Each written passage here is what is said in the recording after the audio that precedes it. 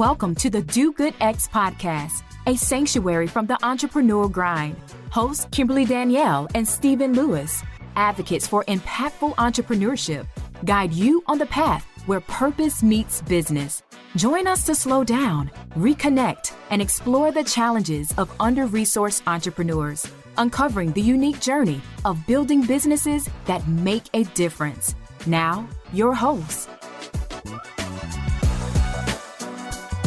Hello and welcome to the Do Good X podcast. I am Kimberly Danielle and I will be your host for this episode. I am a community builder, communication strategist, and a coach who comes from generations of faith-driven entrepreneurs who believe that our purpose should drive us to contribute to the common good. If you have been joining us in our new season so far, thank you for continuing to listen and tune in. And if you're new, thank you. We appreciate you for checking us out, and we hope to continue to journey with you. Stephen, my co-host, you may see that he will not be here with me today and in additional episodes thereafter, but we look forward to him joining us again soon. In the meantime, I am excited about the conversations that I will have with guests like the one today. Today, we are happy to have Leah Hernandez join us. Leah is the founder and CEO of Muse Inc, an award-winning publishing company known for its commitment to promoting diverse voices in adult fiction and nonfiction. I had the privilege of meeting Leah about 5 years ago at a summer event that serves as a launch pad for venture builders of faith. And at the time, she was fresh out of college at Clark Atlanta University and in the early stages of building her business. At that point, her efforts focused on young authors publishing, which now serves as the flagship imprint under the Muse brand. And since then, her business has grown significantly. In 2021, she was recognized and named one of Publisher Weekly's Star Watch nominees. And Muse Inc. has published over 40 books across all of its imprints, amplifying the voices of those in marginalized communities and expanding the literary landscape. Additionally, her business distributes works from 2 Black-owned publishers, Through Us Books and Pop Out Zine. As you can tell, she dedicates her time and energy to impacting the lives of others by providing a platform for storytelling, one that is inclusive and one that is empowering. And this is what we need. Thank you for joining me today, Leah. Thank you so much for having me. That was a beautiful read of the bio. I'm like, is this new? Who is this girl? This sounds great. So thank you for that. In 5 years, seems like a world ago. And yeah, we have so much to catch up on. Yes, absolutely. Absolutely. Well, the bio, how I speak about you, it is you. It is you. It is you. And I'm grateful for your work and for joining us today and dropping some gems on entrepreneurs that will be insightful for the journeys. So just starting out, I am always curious about people's why behind the launch of their business. And I know you started the vision of what is now Muse Inc. back when you were in college. So can you share with us what led you to pursue entrepreneurship? What led you to start a business, especially while you were in college? Yeah. And I think the why has adjusted over the years. When I first started, and I'll take it all the way back to even before Young Authors Publishing, my sophomore year of undergrad studying at Clark Atlanta University, I wrote and published my own book. And that really opened me up to the world of books. It was more of a call that I got, and something that really was a download and that I felt that was necessary at the time. And I had no idea that it would propel me into this career that I have now. It was just an assignment from God that I was like, okay, I'm going to write this book. It'll be one and done. And then it was like a world of possibilities were opened. And so I had the privilege to help other people, consult and write and publish their book. And then a mentor of mine told me about the Atlanta Housing Authority, and they had a grant program at the time. They were looking for new initiatives for young people. And so I said, hey, well, I wrote a book. I'm a junior in college now. I don't know how to do anything else. So if I can provide anything of value, it would be to help kids write and publish a book. And so I did that. We did Roxy's Day in Vine City. And at that time, I was a lot of the work that I was doing at schools around financial literacy. So I was going to the west side of Atlanta, going to communities, going to events and teaching people, which is really ironic as a broke college student, but that was the internship that I had at the time, was teaching people how to manage their money and save their money. And I realized, well, a lot of people from our communities don't have access to capital. And so here was this new skill that I knew how to do, which was to write and publish a book that is now a product that these kids can sell and make money. So the why when I first started this company was really about financial freedom and giving access to capital through storytelling. And then the more I learned about this industry, the more years that I put in, then I noticed the link of the gap of diversity in literature, not just in children's literature, but across the entire industry. So the why went from financial access and stability and financial literacy to then, oh no, kids need more books that reflect their community and reflect their lives. And then I got even more into the industry, and then I was like, oh, well, this industry is not really diverse. I'm going to these conferences and these trade shows, and I'm, one of one, one of two, one of three on a good day. And it makes sense why we don't see diversity in the books we read, because we're not in these rooms. We're not working at these publishing companies. We don't own these publishing companies. And so I started to just kind of see more of the systemic hurdles that actualize to us not being in books and films and then access to capital. And I kind of see how they were all connected. And then here we are today. Yes. That leads to the next question I want to explore with you, which, you talk about being one of one in these rooms that you're in with other people in the publishing industry and authors. And the data seems to show that there is a bit of a rise in BIPOC authors, particularly over the last couple of years, but the numbers are still very, very, very low in comparison to counterparts. In addition, there is a downward trend of readership. So can you put some numbers, if you can, on the current stats that reflect where Black and Brown authors currently stand? And how do you hope to move this needle in your work?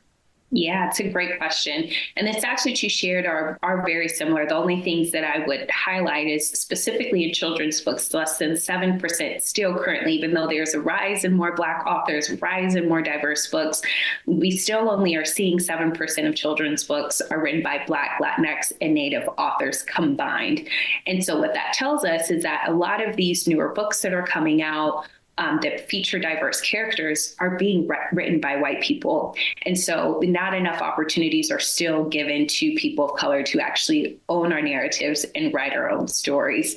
Second to that, less than 10%, I think 11%, of people of color actually work in traditional publishing. Again, that's combined. I think Latinx is about 6%. I think Black is 5%. And then Asian and Pacific Islanders, I think we're somewhere, whatever the remaining is. But that's a very, very low number. So again, we're not in the books because we're not in the industry. So I think having a better understanding of who's working in the spaces can kind of help provide some of the gaps that we're seeing today.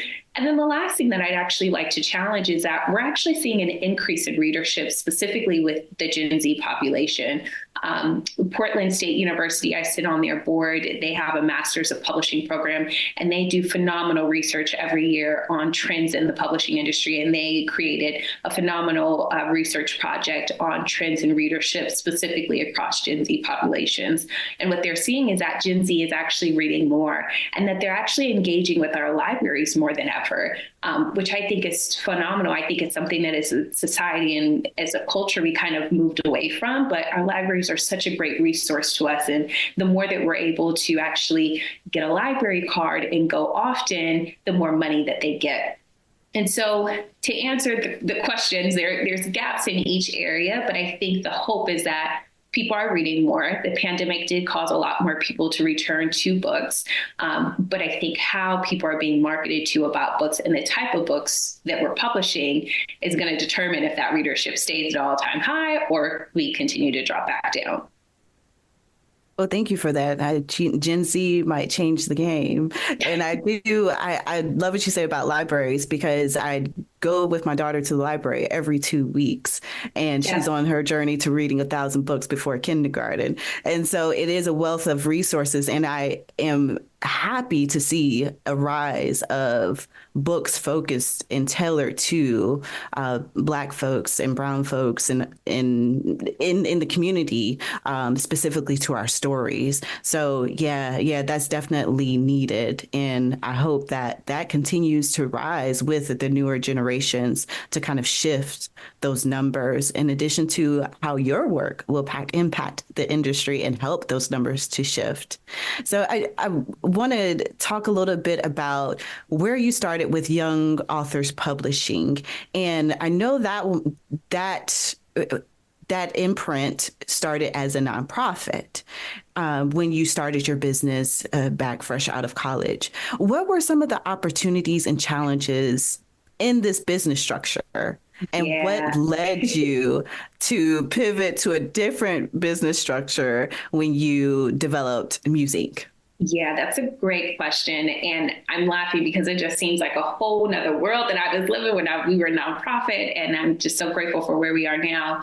The thing is when I started this, I was still in college and I had attended a fellowship. It was a predominantly white fellowship and a lot of entrepreneurs who were college students at the time and were starting businesses.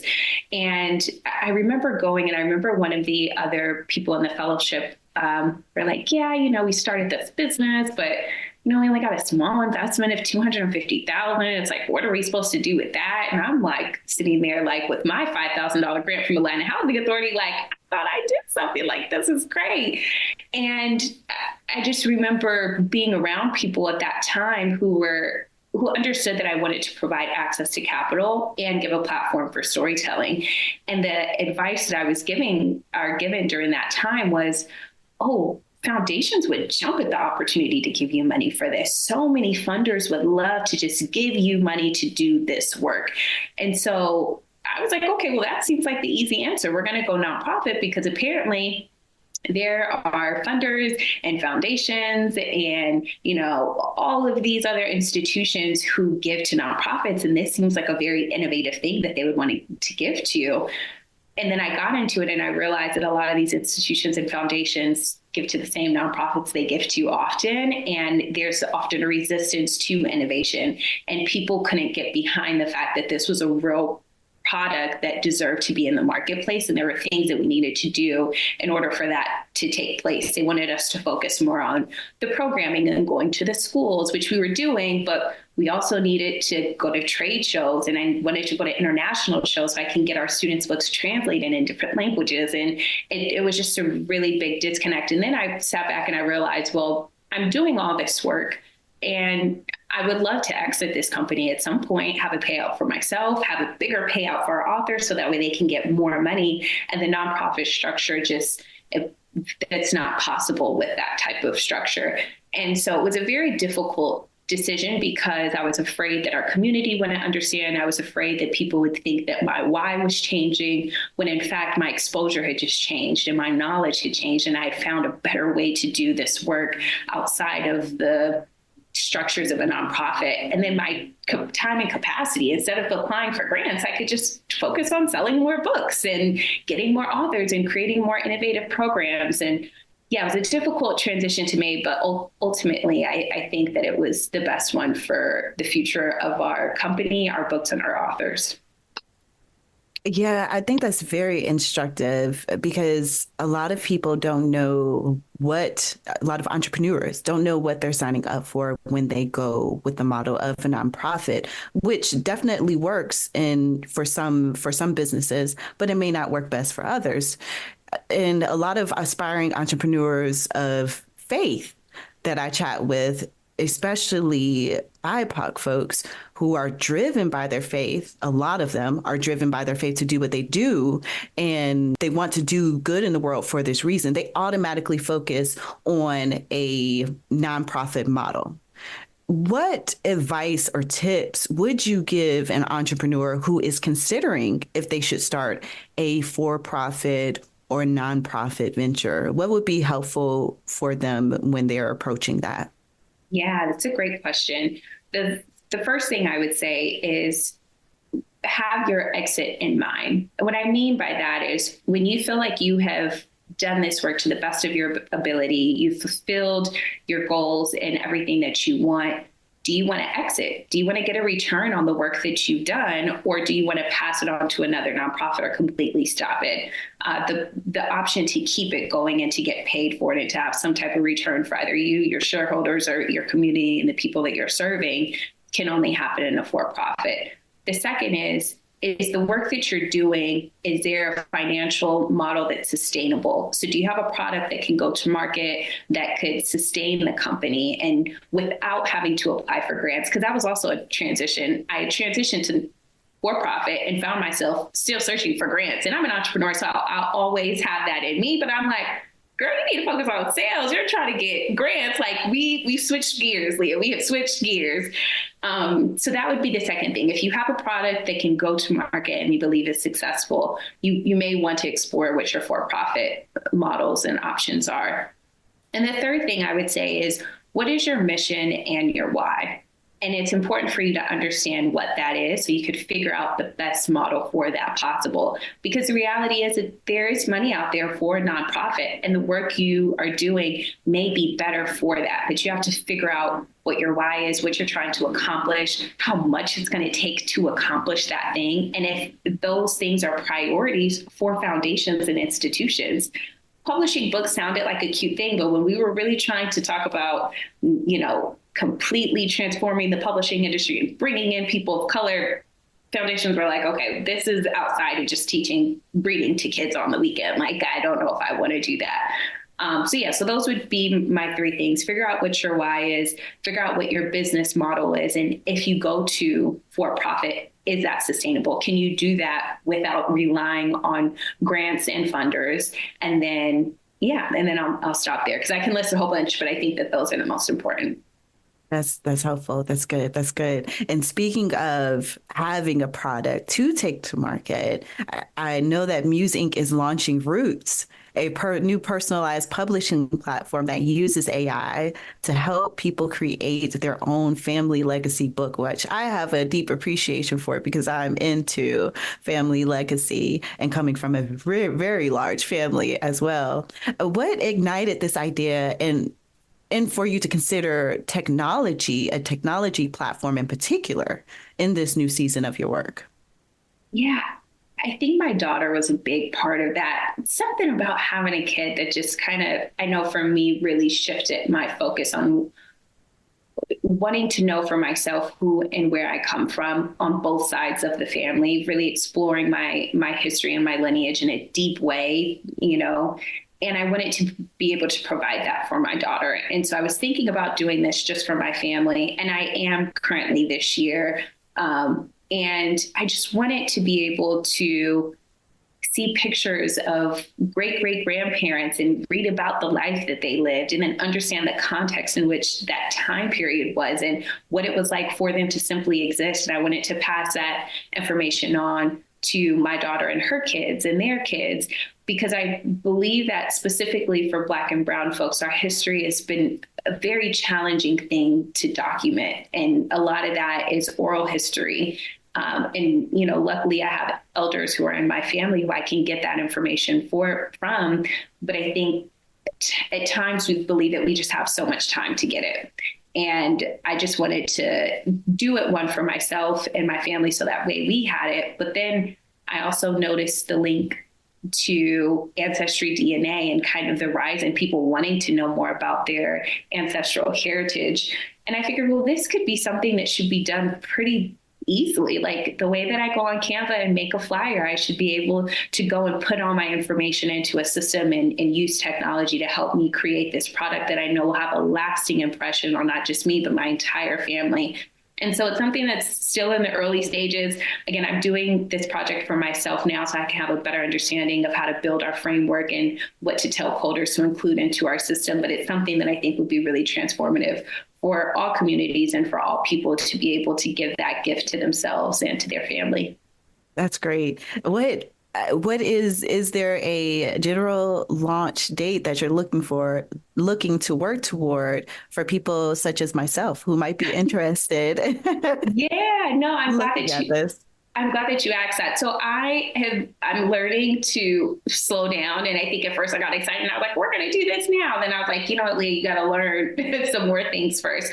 So we're hoping to launch our MVP in 2025. And we're taking this year out to just really be intentional about what is needed and required to even create something of this magnitude, and making sure that we have the right inputs to make it easy for our users instead of just throwing something out there and then trying to fix it and learn it on the back end. Okay, that's great. Well, I will definitely stay tuned.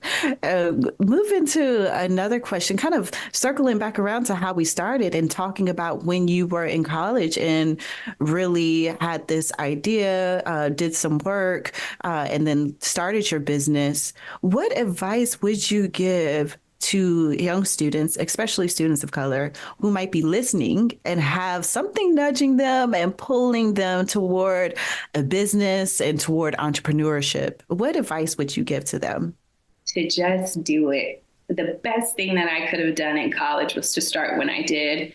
And I think the beautiful thing about I know for myself, being in college, especially during that time, because I didn't know anything, ignorance was bliss. And so I believed that I could do it all. And, fear and all that stuff didn't come later until I learned more about how difficult this stuff is. But the relentlessness and the willingness to just jump up and start something and grab it because you have the time, you have the space, and believe it or not, college students, you have the resources. And I'll pause on just do it to talk about the resources because I'm all about practicality. Being a college student is the best advantage I believe that you have as an entrepreneur, because one, you have your institution to help you and back you. There have been HBCU initiative, which is HBCU, I think FSI, and I may be misquoting them, but if you look up the HBCU initiative, they are a VC fund that specifically supports HBCU college students who want to start their own business. Black Girl Ventures is another. They have pitch competitions for students of color and college students who are starting their own businesses. So I think now more than ever, you have pitch competitions and grants and all of these resources available for college students. Use that and maximize on it. Your refund check, if you're doing it right, I hope that you're applying for scholarships and grants. I was so relentless with applying for scholarships, which helped me to then applying in grants in my business later. But I would get refund checks that were completely free, and I would use those refund checks to help with whatever cost I needed to help produce books and things like that.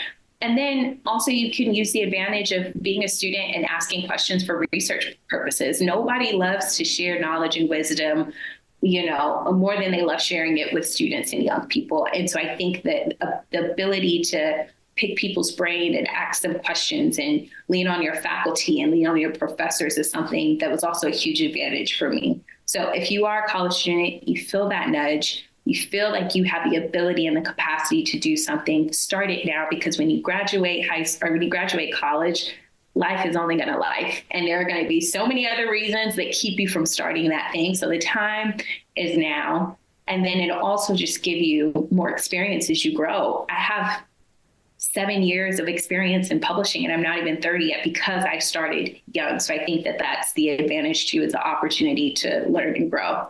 So I know that was a lot, but I really hope and pray that you take away the fact that you can do it. The time is now, and you have everything that you need to get started.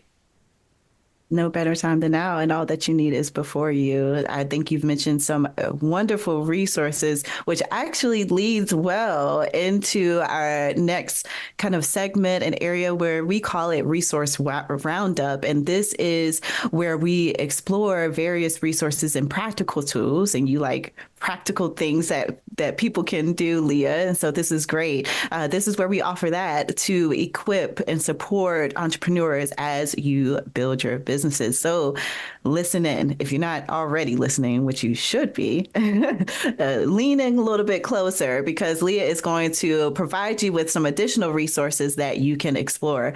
So first, starting out, Leah, what are 1 to 2 resources that an entrepreneur should explore if they are interested in launching a business related to the publishing industry. And especially for Black and Brown folks, you talked about earlier how you were one out of one in these rooms. What resources can you offer that will prepare people well for building a business in the publishing industry? Phenomenal question. Thank you. The first I would say is to sign up for Publishers Weekly. They are the top trade magazine for all things publishing. That's where I learned a lot. Before I even met anyone who worked in publishing, for the first 2 years of my business, I would religiously read their articles every day in class at times, because that was the only way or opportunity I had to learn about the industry without being in it, because I recognize it's a very hard and difficult industry to get in if you don't know anybody. But Publishers Weekly is going to tell you who's publishing what. They're going to send you trends. They're going to introduce you to different publishing companies, and it's a great starting place. And it's free to sign up.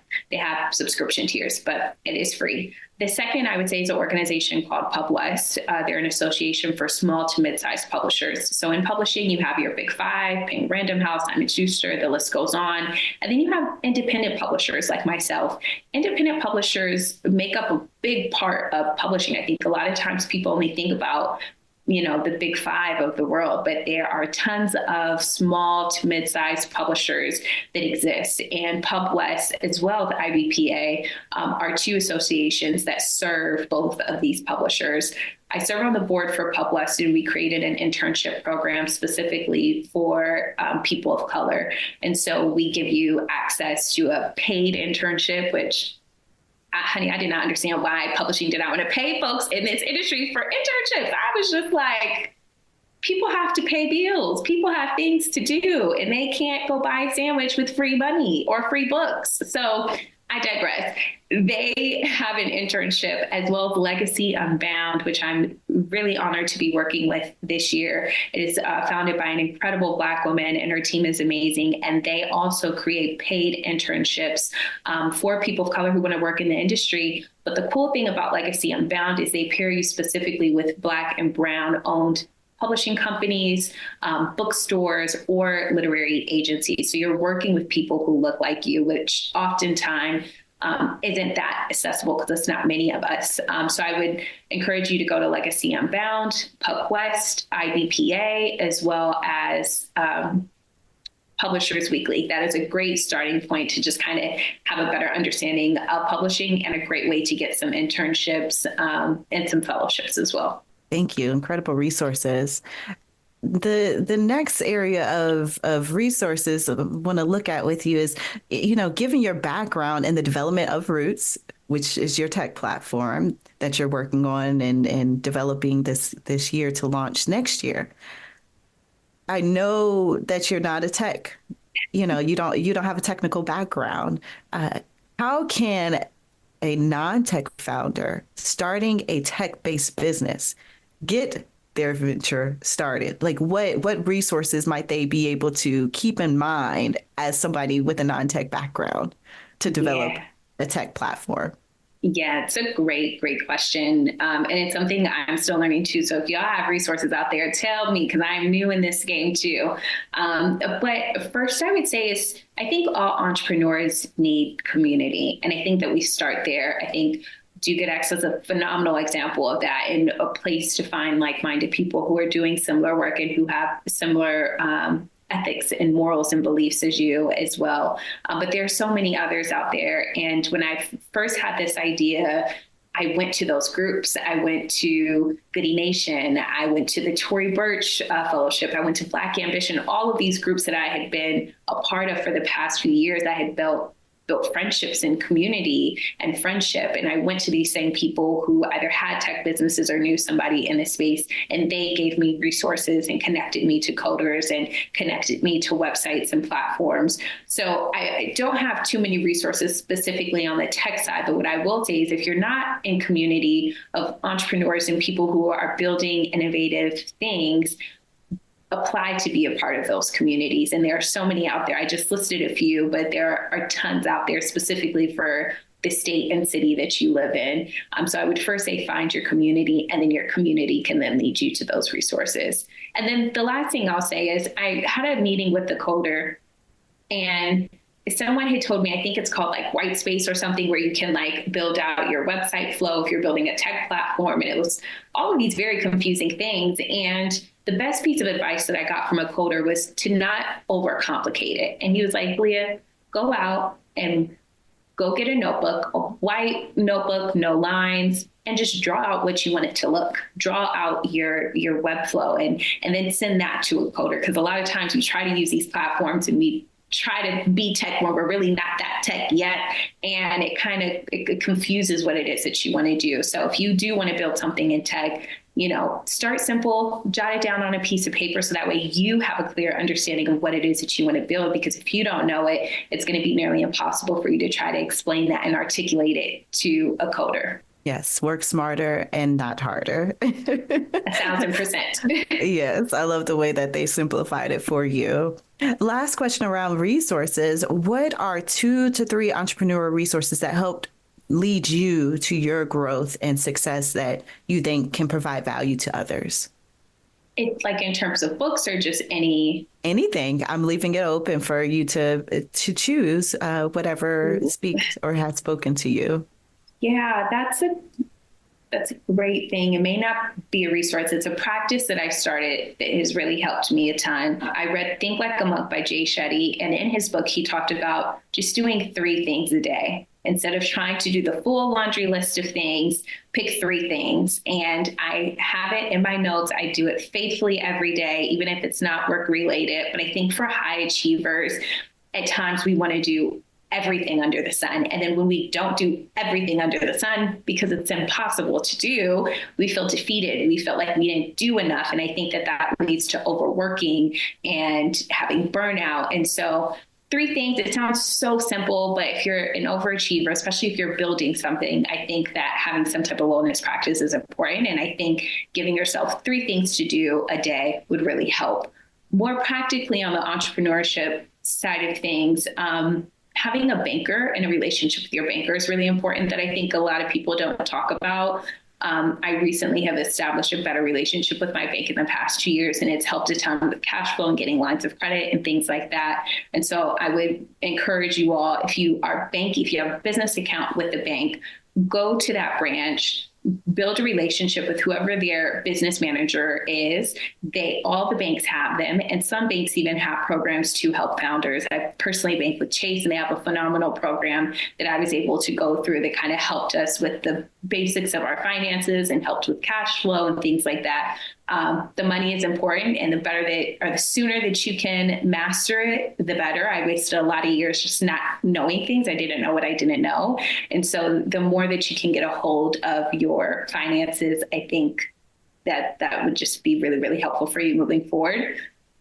And then the last resource that I am really loving right now are podcasts. So I'll just name a few of the business podcasts that I love. This is one of them. So I'm glad that you guys are already listening to this one. But Morgan DeBon has a great podcast called The Journey, and she talks about all aspects of entrepreneurship that I believe is really helpful and is speaking to me a lot right now.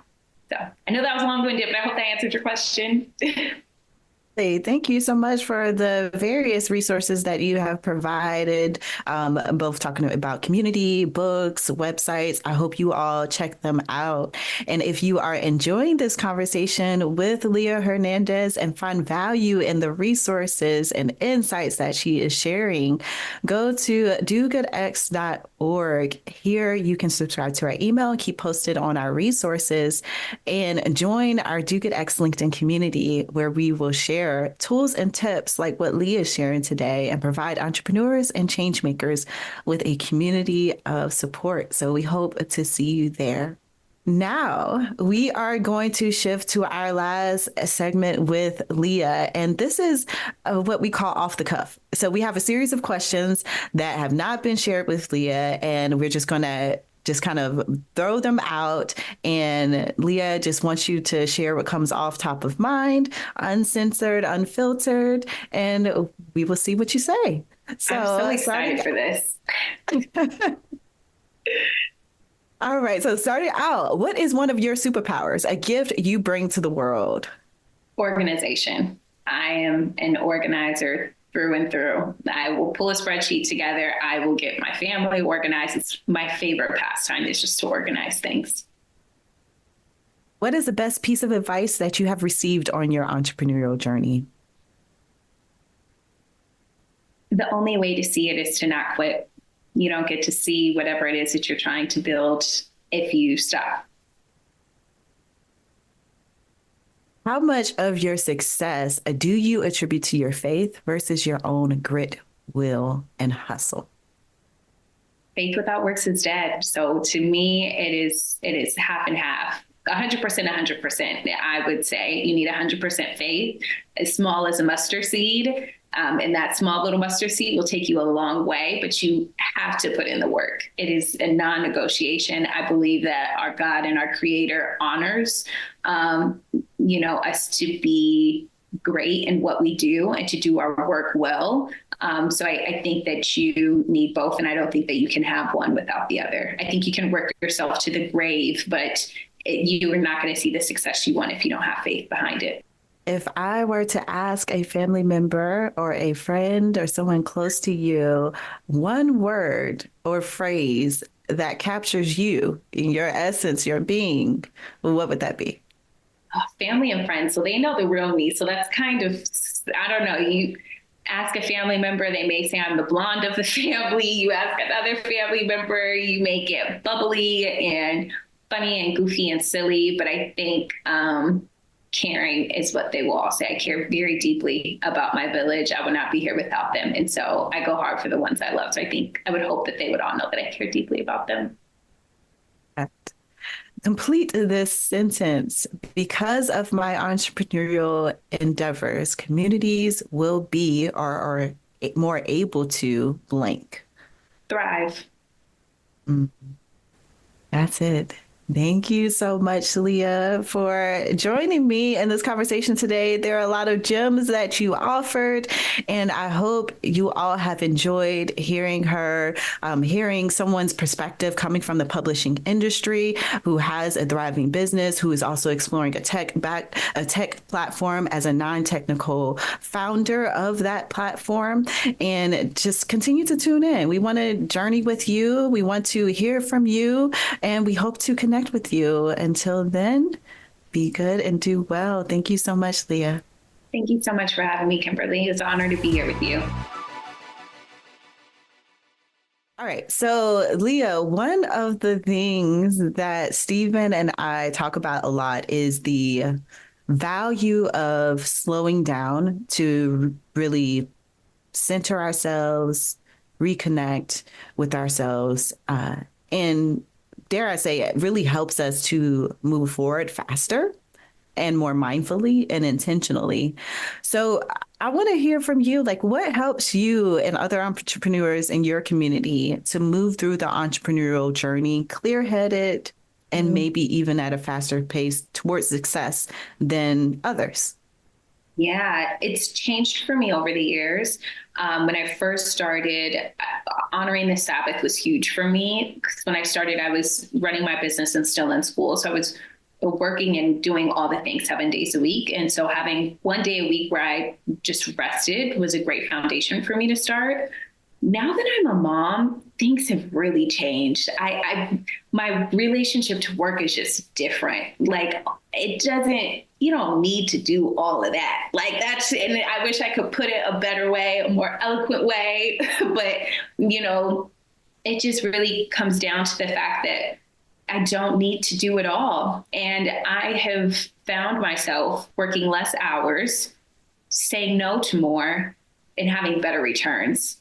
And I think for me personally, I think that's just God showing me that less is more and that he has already provided everything that I need to accomplish the life that I want to live. But it doesn't require me throwing my body at my work the way that I need to, because I have a different level of responsibility now, and I can't afford to be burnt out. I can't afford to not show up at home the way that I need to. Like I can no longer could continue to sacrifice certain parts of my life that I had been for a number of years. So I don't know. You asked me about wellness, and I went on a whole other thing. So I don't even know if I'm answering your question. Yes. But my relationship with wellness is definitely a priority. Like even before this call, I dropped my daughter off at school. I had like an hour and a half, 2 hours, and I was like, I can knock out work. But then I was like, you know what? I'm going to read. I have not been reading, and that's something that I feel like will nourish me and fill me. And I'm just making those things more of a priority now. Yeah, motherhood, parenthood just changes things. It I can does. definitely relate because after I had my daughter, I had the same shift in the mindset. Like, I don't need to do all of these things. Yeah. And where is my priorities?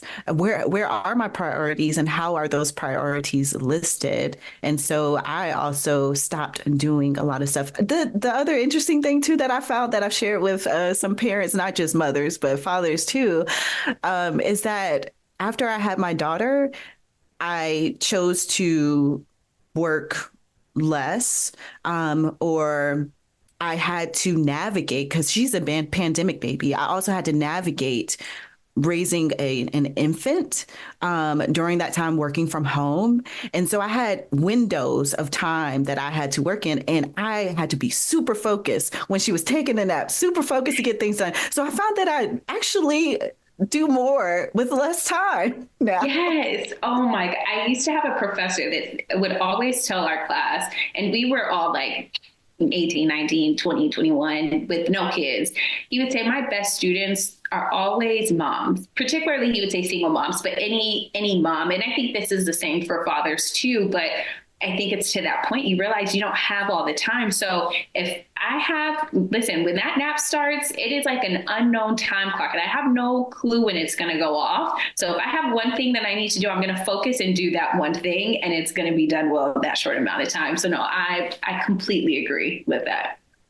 Yes. So I encourage you all who are tuning in to really think about how you're setting yourself up well. You're thinking about your well being, and you're really reflecting on what are the things you need to do or places you need to be present in that actually bring you life, and how much of yourself do you need to give to these different areas? What boundaries do you need to have? When do you stop one thing and you start another, just so that you're present in the ways that you want to be for yourself, for your family, for your business, and all of that is managed well. So thank you, Leah, for sharing a bit of your own journey and your story and what you do to really help lead to your growth and success as an entrepreneur and as a mom. Yeah, of course. And I'm curious. I'd love to just hear from you. Like, what does that look like? What does your wellness routine and practice look like now in this stage of life and motherhood and parenthood? So the mornings for me are my magic moments. I'm an early bird. So sometimes I get up between 4:30 and 5, or usually I get up between 4:30 and 5. And that's my time to really center, to meditate, to pray, to journal, to read, and exercise if I want to during that specific time, to really start myself up well and set myself up well for the day. And I try to make it a practice to do those things before I even touch my phone, because I know that that can disrupt the flow of the day and bring me down a rabbit hole. I have 8 siblings who are still living, and you can imagine how many text messages I can wake up to. Like, Yeah. sometimes it's over 100. And so for me, it's the practice of really maximizing that morning time to take care of myself before I get up and start the day and be with my daughter or be with other people or give to business. And for me, that fills my cup up so that I can give to others. Though I did see this video one time that a colleague shared with me, and it was this Black woman who was saying that we should not be giving from our cup. We should be giving from the saucer. So when we overflow, we give what is on the saucer and not from our cup. So that is a different way of looking I like that at a it. lot. Yes, because the cup is only but so small. So it's wet. Yeah, Right, I like that. right. So you're going to get from the saucer and I'm Right, I'm going gonna to keep my cup. Yeah. What's in my cup is mine. Right.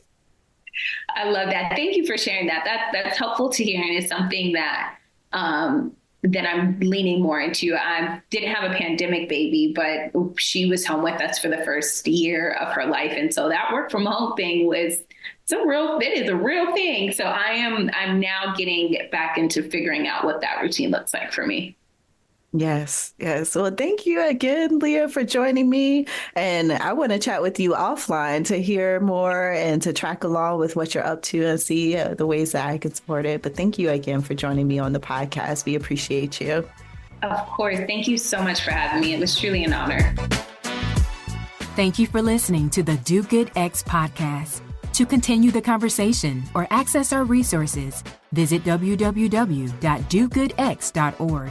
Join us again for conversations that will nourish your soul, ignite your dreams, and empower you to build an impactful business, one intentional step at a time. Until then, keep striving, thriving, and doing good.